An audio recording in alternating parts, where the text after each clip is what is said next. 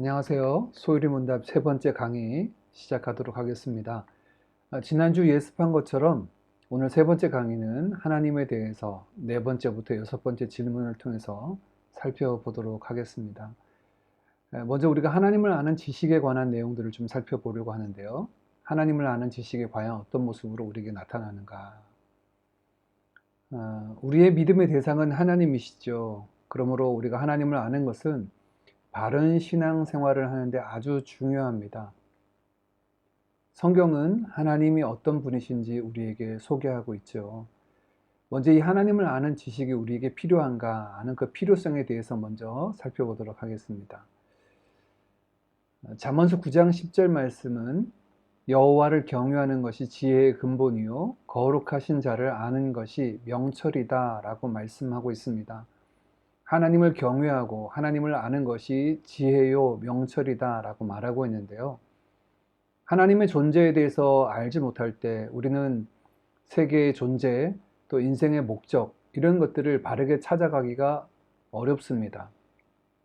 하나님을 아는 것이 인생의 존재 이유와 목적, 그 방향을 알고 바르게 살아가는데, 또 지금 우리가 현재 처한 이 세상과 이 세상을 주관하시는 하나님의 뜻을 바르게 분별하는데 굉장히 중요하죠. 그래서 여호와를 경외하고 하나님을 아는 것이 지혜요 명철이다 라고 성경은 분명히 말씀하고 있습니다. 호세아서 말씀에 이렇게 말씀하죠. 우리가 여호와를 알자, 힘써 여호와를 알자. 호세아서 4장 말씀은요, 이 백성이 하나님을 아는 지식이 없어 망한다, 하나님의 말씀을 알지 못해서 망한다 라고 말하고 있습니다. 잠언서 말씀 반대로 이 땅에 있는 사람들이 하나님을 알지 못해서 하나님을 아는 지식이 없어서 망한다 라고 말하고 있고, 또 6장 말씀에는 우리가 힘써 여호와를 알아야 된다, 그분은 땅을 적시는 비와 같이 우리에게 임하여 주시고 인생의 바른 의미와 목적, 또 이 땅에서의 삶과 영원한 삶으로 우리를 이끌고 있다라고 분명히 말씀하고 있습니다. 이렇듯 하나님을 아는 것은 우리 믿음의 삶, 신앙생활을 하는 우리뿐만 아니라 모든 사람들에게 꼭 필요한 것이지요. 그런데 이 하나님을 아는 것에 대해서 우리는 과연 가능한가, 그리고 한계는 무엇인가를 좀 살펴보겠습니다.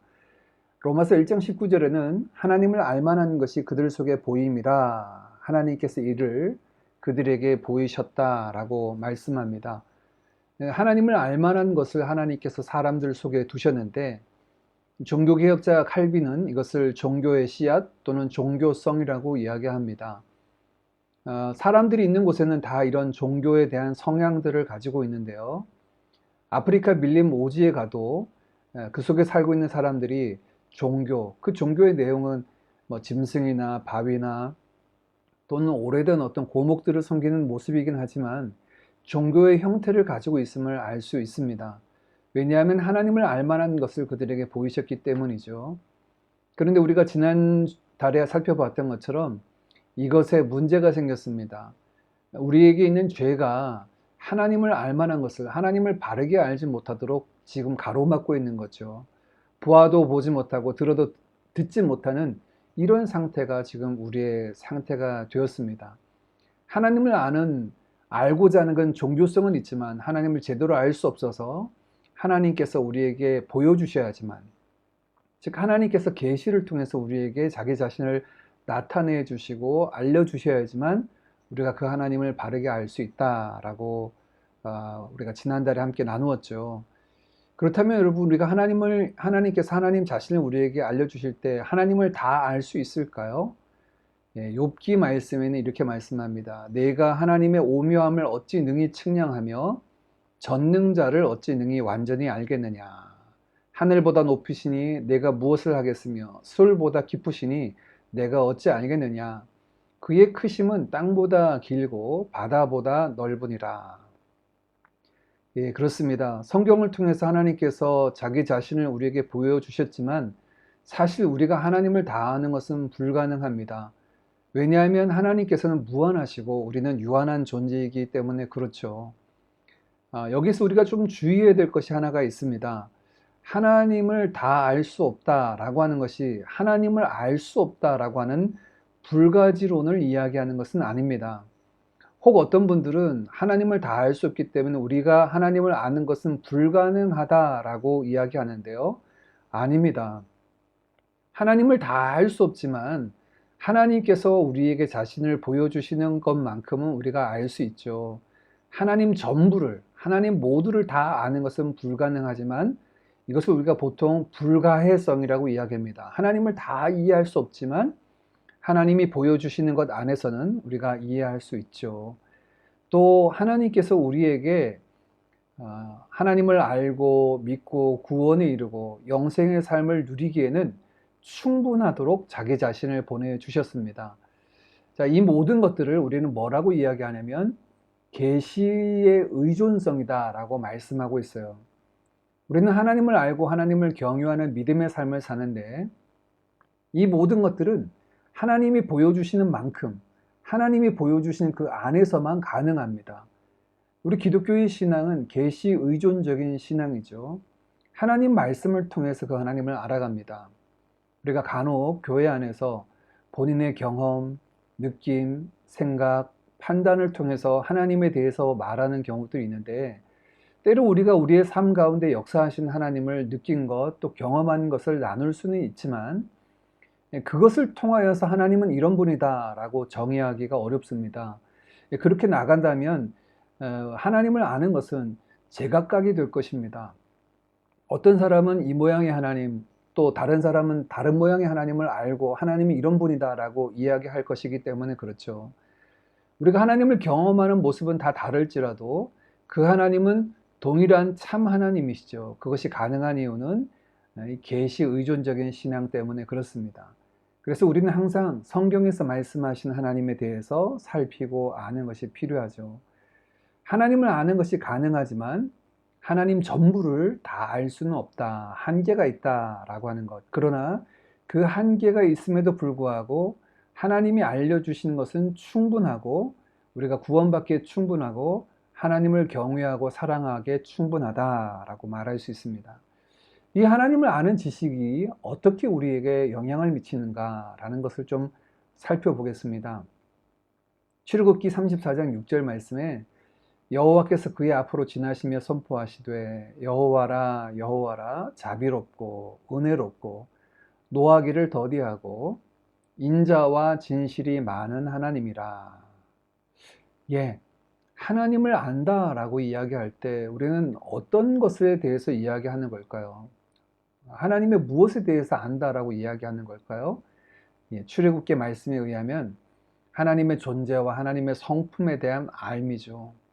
이것은 우리가 다른 사람을 알아갈 때도 마찬가지죠. 예를 들어서 장성원 목사를 안다라고 얘기할 때 저에 대해서 무엇을 안다는 걸까요? 저의 키와 나이와 뭐 이런 것들에 대한 외형적인 것들에 대한 알미 아니라 나는 그 사람에 대한 부분들을 알고 있다. 그 사람의 성격이 어떻고 그 사람의 인격이 어떻다라고 하는 것들을 안다라고 얘기할 수가 있겠죠. 하나님을 아는 것도 먼저는 하나님의 존재와 하나님의 성품에 대한 지식을 일컫습니다. 또한 더불어서 우리가 다음 달부터 살펴보게 될 하나님의 존재와 성품에 기인해서 하나님은 어떤 일을 하시는가, 특별히 소요리 문답에서는 하나님께서 창조하신 일들, 이런 성품을 가지신 하나님이 어떤 일을 하셨는가 할 때 첫 번째는 창조, 두 번째는 그 창조하신 창조물을 어떻게 섭리하시는가, 주관하시는가 하는 것에 대해서 하나님의 성품이 어떻게 나타나는지를 살피게 되는 거죠. 자, 이렇게 하나님을 아는 지식은 우리에게 그 다음의 것을 낳게 되는데요. 예, 그 다음의 것은 하나님을 경외함이 지혜의 근본이라 그의 계명을 지키는 자는 다 훌륭한 지각을 간지 자이니 여호와를 찬양함이 영원히 계속되리로다. 예, 하나님을 아는 지식이 우리에게 끼치는 영향입니다. 하나님은 이러저러한 분이다 라고 하는 지식적인 부분을 쌓아가는 것이 아니라 이것은 마땅히 하나님을 알 때 우리는 하나님을 경외하고 하나님을 영원히 찬양하는 자리에 이르게 됩니다. 하나님을 아는 지식은 단순한 지식, 성경적인 지식을 쌓아가는 것에 그치게 하는 것이 아니라 오히려 그것은 하나님을 알면 알수록, 그분을 경험하여 알면 알수록 하나님을 경외하고 하나님을 사랑하게 되고 하나님을 찬양하게 되고 높이게 되는 자리에 이르게 된다라고 성경은 말씀하고 있죠. 그러므로 하나님을 아는 지식이 얼마나 우리에게 중요한지를 우리가 알 수 있습니다. 먼저 오늘 우리가 나누게 될 소요일의 문답 4, 5, 6번의 부분들을 마인드맵으로 좀 살펴본다면요. 네 번째 질문에서는 그 하나님에 대해서, 하나님의 존재에 대해서, 하나님은 영이시다라고 한 하나님의 영이심에 대한 존재와 그분의 성품에 관한 내용들을 다루고 있고요. 다섯 번째 질문에서는 하나님은 한 분이시다라고 하는 것, 여섯 번째는 그 한 분이신 하나님이 삼위로 존재하신다라고 하는 내용들을 오늘 우리가 함께 살펴보겠습니다. 먼저 네 번째 질문부터 좀 살펴보겠습니다. 네 번째 질문과 답입니다. 하나님의 성품에 관한 내용. 질문입니다. 하나님은 어떤 분이신가요? 예, 여러분 한번 답을 읽어보시겠습니까? 시작. 하나님은 영이신데 그의 존재, 지혜, 능력, 거룩, 공의, 인자와 진실하심이 무한하며 영원하고 불변하십니다. 하나님의 존재와 하나님의 성품에 관한 내용들을 네 번째 이야기합니다. 하나님은 어떤 분이신가 라고 얘기할 때 하나님은 영이시다 라고 성경은 이야기합니다. 이 영이다 라고 이야기할 때 영이라고 하는 것은 특별히 우리가 가지고 있는 사람의 영혼과는 좀 대비되는 부분입니다. 하나님은 영이시다 라고 얘기할 때 이 영이 가지고 있는 세 가지 특성이 있습니다. 첫 번째는 무한합니다. 인피니트예요. 영은 무한하죠. 한계가 있지 않습니다. 그래서 어디에나 존재하실 수 있습니다. 시간과 공간에 제한이 없습니다. 영이시기 때문에 그렇죠. 두 번째 영의 특징은 영원합니다. 이터널합니다. 이 영이신 하나님은 시간의 그 제한에 받지 않죠. 시간 때문에 시작과 끝이 존재하는 우리와는 다릅니다. 하나님은 영원하십니다. 시작도 없고 끝도 없으시죠. 영이신 하나님의 세 번째 특징은 불변하신다는 겁니다. 하나님은 변하지 않으십니다. 영이시기 때문에 그렇죠. 이 불변이라고 하는 것은 단순히 노화의 과정이 그 불변뿐만 아니라 하나님의 성품 자체가 변함없으신 신실하신 하나님이신 것을 우리에게 알려주고 있죠. 영이신 하나님은 세 가지 특징이 있다. 이 영에는 세 가지 특징이 있다. 무한하고 영원하고 불변하시다. 그럼 무엇에 대해서 무한하고 영원하고 불변하신가? 라고 얘기할 때 하나님의 존재, 하나님의 지혜와 능력, 그분의 거룩과 공의, 인자하심과 진실하심에 있어서 각각 무한하고 영원하고 불변하시다라고 말씀하고 있습니다. 그러면 무한하신 영에 대해서 성경은 한번 어떻게 말씀하는지 살펴보겠습니다. 먼저는 하나님은 영이시다라고 얘기할 때 우리가 예수님께서 예배하는 것에 관해서 말씀하시면서 말씀하셨던 하나님은 영이시니 예배하는 자가 영과 진리로 예배하라 라고 말씀하고 있죠. 하나님은 영이시다 라고 말씀을 합니다. 그 영의 첫 번째 특징이죠. 무한하십니다. 시편 147편 5절 말씀, 우리 주는 위대하시며 능력이 많으시며 그의 지혜가 무궁하다. 이게 무한하다는 거죠. 제한이 없습니다. 한계가 없습니다. 이 무한하다라고 얘기할 때 아까 살펴봤던 여러 가지 성품, 존재와 능력과 지혜와 여러 가지 거룩과 인자함과 이 모든 것들이 무한하신데 시편 147편 말씀에는 특별히 대표적으로 능력과 지혜에 있어서 한계가 없으시다라고 이야기하고 있죠. 하나님은 못하시는 게 없고 하나님은 모르시는 것이 없다. 한계가 없으신 분이다 라고 하는 영의 첫 번째 특징을 이야기합니다. 두 번째, 하나님은 영원하고 불변하다라고 얘기할 때 두 번째 영원하심에 대한 부분은 시편 90편 2절 말씀에 산이 생기기 전 땅과 세계도 주께서 조성하기 전 영원부터 영원까지 하나님이시다라고 말씀하고 있고요. 불변하심에 대해서도 야고보서 1장 17절 말씀에 하나님은 변함도 없으시고 회전하는 그림자도 없으시다라고 변하지 않으시는 이런 하나님의 성품에 대해서 말씀하고 있죠.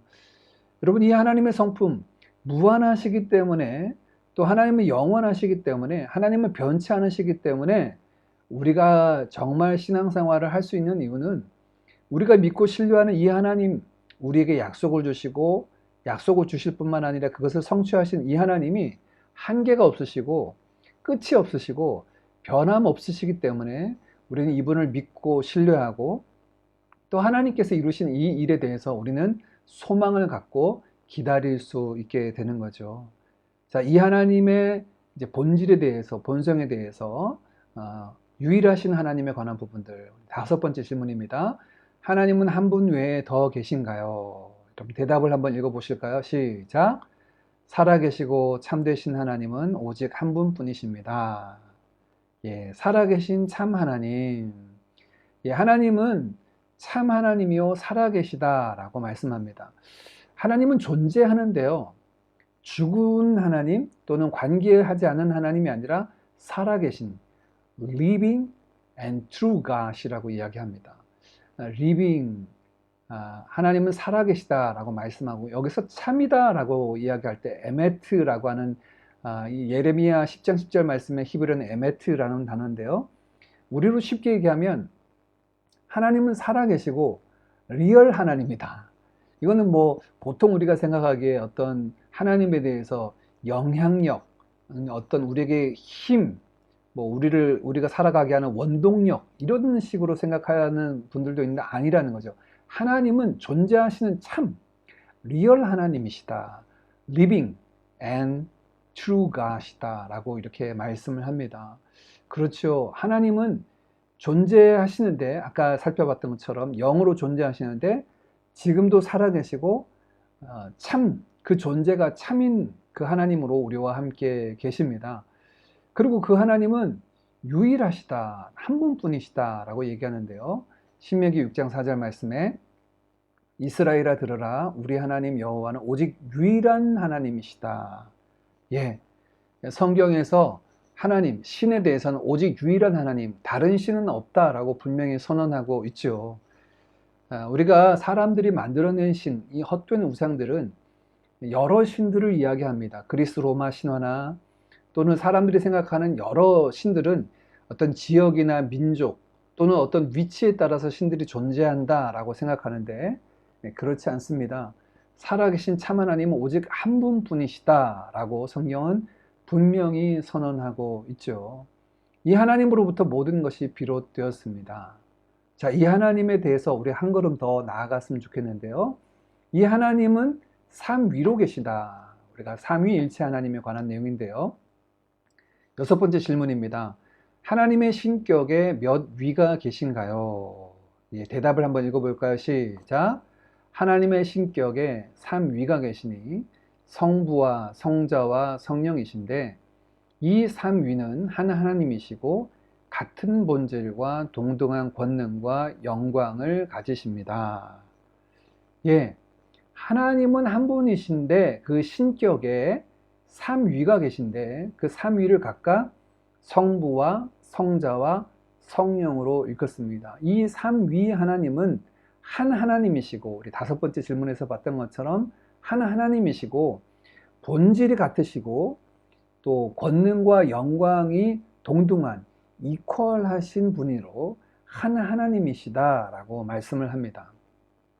자, 삼위 하나님에 대해서 우리 지난 시간에도 한번 예습 시간에도 살펴봤는데, 아버지와 아들과 성령으로 얘기하고 있죠. 고린도후서 13장 13절의 축도 구절에서도 예수 그리스도와 하나님 성령의 교통하심, 이렇게 삼위 하나님, 마태복음 28장 19절 말씀에 대위임령에서도 아버지와 아들과 성령이라고 이렇게 등장을 합니다.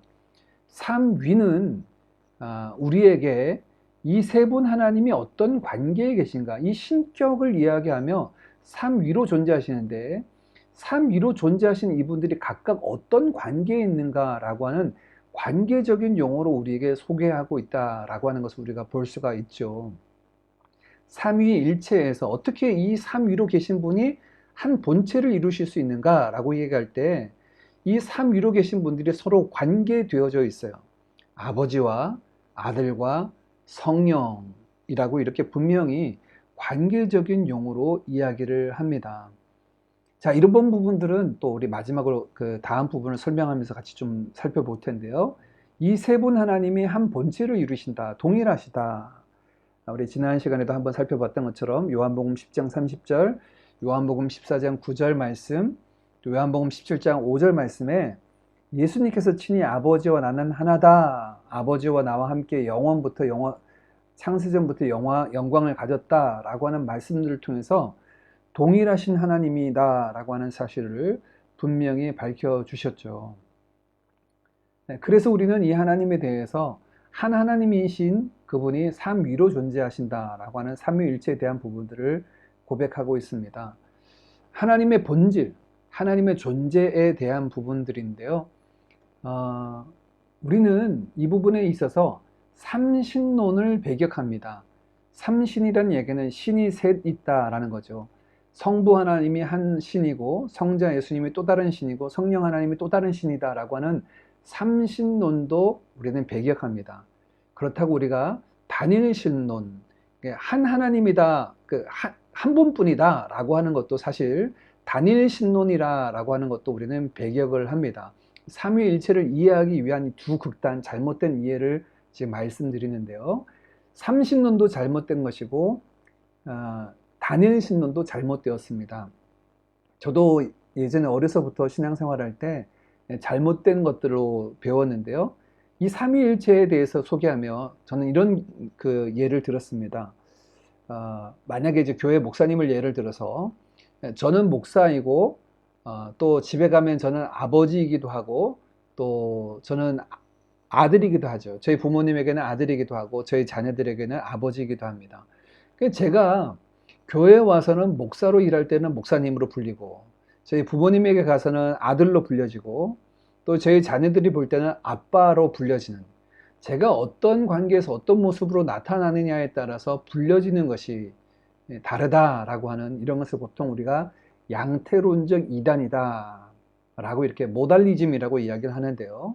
이 모든 부분들 사실 양태, 보여지는 양태에 따라서 목사로 보여지면 목사님, 아들로 보여지면 아들, 아버지로 보여지면 아버지다, 이렇게 보여지는 양태에 따라서 다른 모습이지 사실은 한 분이다, 나뉘어진 것이 아니다 라고 이야기하는 것은 양태론적 이단론, 단일신론이죠. 잘못된 이해입니다. 한 분 하나님이 삼위로 계신데 삼위는 성부, 성자, 성령 각각 그 세 분 하나님이 어떤 관계에 계시냐라고 하는 것들을 소개할 뿐이지 같은 본질을 가지고 계시고 동등한 권능과 영광을 가지고 계셔서 차등이나 차별이 없으십니다. 우리가 쉽게 이해해서 이렇습니다. 이 하나님은요, 이렇게 우리가 아버지와 아들과 성령으로 구별은 되지만 구분되지는 않습니다. 무슨 얘기냐면 디바이드 되지는 않습니다. 나뉘어지지는 않고요. 우리가 인식할 때 distinguish, 구분은 안 되고 구별은 됩니다. 디바이드 되는 것이 아니라 distinguish라고 이해하면 좋겠습니다. 그럼에도 불구하고 사실 이 삼위일체라고 하는 것은 아까 처음에 시작하면서 나누었던 것처럼 하나님을 다 알 수 없다라고 하는 부분에 속합니다. 이해할 수 없죠. 우리 이성의 한계로는 유한한 우리가 무한하신 하나님을 다 알 수 없는 가장 첫 번째 관문이 바로 여기입니다. 우리는 하나님이 계시는 그 하나님의 본질, 하나님의 존재하시는 방식조차도 우리의 이성의 능력으로는 다 이해할 수가 없어요. 그래서 초대교회에서 사역했던 터툴리안이라고 하는 우리 신학자는 뭐라고 얘기하냐면 나는 이해되지 않기 때문에 믿는다 라고 하는 말을 남겼습니다. 이게 무슨 말이냐면 이 삼위일체에 대한 고백 중에 포함되어 있는데요. 만약에 여러분 우리가 우리의 이성으로 다 이해할 수 있는 하나님이라면 굳이 내가 그 하나님을 왜 믿느냐는 거예요. 내가 이해하는 나의 이성의 그 한계 안에 다 이해하고 측량하고 측정할 수 있는 하나님이라면 굳이 내가 그분을 찾아갈 이유가 뭐이냐? 내가 하면 되는 걸. 물론 내가 한계가 있지만 그 하나님, 내가 믿는 신이라는 것이 나의 이성, 내가 예측 가능한 범위 안에 있다면 뭐 굳이 신뢰할 만하지 못한데 터툴리안의 고백은 이렇습니다. 이 하나님은 존재하는 그 방식조차도 내 이성의 한계를 넘어서는 위대하시고 광대하신 하나님이기 때문에 내가 이분을 신뢰하고 이분에게 전적으로 모든 것을 맡기기에 충분하다라고 하는 고백의 자리에 이르렀죠. 사실 이런 고백도 성령님께서 우리에게 주셔야지만 또 고백할 수 있는 믿음의 고백이기도 합니다. 예, 그렇습니다. 삼위일체 하나님, 우리가 이성적으로 이 부분들을 다 이해할 수 없죠. 믿음의 고백으로 고백하지만 우리는 세 분, 이 삼 위로 계신 하나님이 한 본체를 이루신다 하는 이 믿음의 고백들을 분명히 할 수 있게 됩니다. 이 하나님에 대한 고백이 우리로 하여금 그 하나님을 신뢰하고 또 그 하나님의 광대하심을 찬양하게 되고 그 하나님 앞에 또 영광 돌려드리는 자리에 나아가게 되죠. 자, 이제 정리하고 적용을 해볼까요? 첫 번째 질문입니다. 하나님을 안다는 것은 하나님에 대한 무엇을 안다는 것일까요? 예, 앞서 살펴봤죠. 하나님의 존재와 성품. 오늘은 그 존재와 성품에 관한 내용이지만 플러스 그 하나님이 하신 일을 통하여 하나님을 안다라고 얘기할 수 있죠. 본질적으로는 하나님의 존재와 성품에 대해서 안다라고 말한다. 네, 두 번째 질문입니다. 하나님을 아는 것이 우리에게 어떤 영향을 미치게 되나요? 예, 이것은 지식을 더하는 것이 아니라고 얘기했죠. 이 하나님을 아는 것은 분명히 우리에게 어떤 영향을 미칩니다. 어떤 영향을 미치는지 여러분 다시 한번 생각해 보시길 바랍니다. 마지막 세 번째입니다. 오늘 나눈 하나님의 존재와 성품에 대해서 설명해 보십시오. 예, 네 번째, 다섯 번째, 여섯 번째 질문에 대해서 한번 다시금 여러분 생각해 보시고 설명할 수 있을 정도로 한번 준비해 보시면 좋겠습니다. 이해하는 자리에서만 머물지 마시고요. 이것들을 잘 정리해서 내가 다른 누군가에게 한번 설명해 보겠다라고 여러분 준비하시면 여러분의 것이 될 줄 믿습니다. 오늘 네 번째, 다섯 번째, 여섯 번째 질문이죠. 하나님의 존재와 성품에 대해서 하나님은 영이시다. 하나님은 한 분이시다. 그 하나님은 삼 위로 계신다. 라고 하는 것들을 우리가 살폈습니다. 예. 오늘 배웠던 내용들, 하나님의 존재와 성품에 대한 내용들 여러분 다시금 잘 정리하시고 하나님을 아는 것은 우리의 신앙생활에 굉장히 중요하다라고 나누었죠. 바르게 하는 것은 바르고 건강한 신앙생활을 위해서 꼭 필요합니다. 이런 하나님의 존재와 성품에 대해서 여러분 깊이 있게 알고 또 그 하나님을 신뢰하고 찬양하는 자리에 이르기를 원합니다. 감사합니다.